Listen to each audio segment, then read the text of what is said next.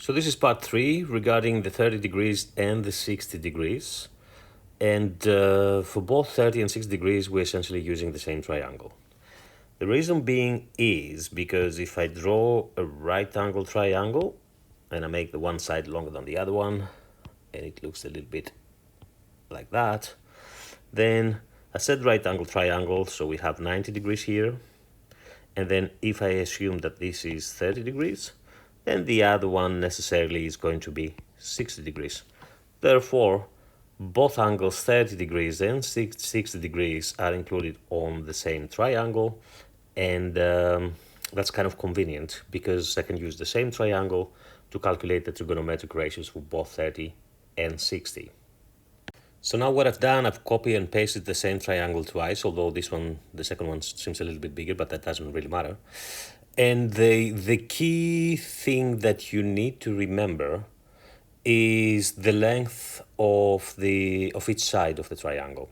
So opposite the 30 degrees here, the length of this side is equal to 1 unit.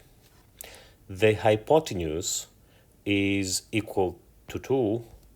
And then for the third one, you either have to remember that it's root 3 or use the Pythagoras theorem to calculate it. As you see below, I've already written the ratios, so it's ready and just saves a little bit of time. So if I go now and substitute for the sine, which is the opposite over the hypotenuse, I'm working with the 30-degree angle, so opposite is going to be 1, adjacent is going to be root 3, and hypotenuse is going to be equal to 2. Therefore, opposite is going to be 1 over hypotenuse, which is equal to 2. Therefore, we have the sine 30 to be equal to 1/2. That's it. Cosine is going to be adjacent, which is root 3, and then hypotenuse is always equal to 2. Therefore, it's going to be root 3 over 2. Be careful, don't multiply by root 3 both sides and you end up with the root at the bottom here, at the denominator. We don't do that. That's the opposite of rationalizing. I talked a little bit about it on video number 2.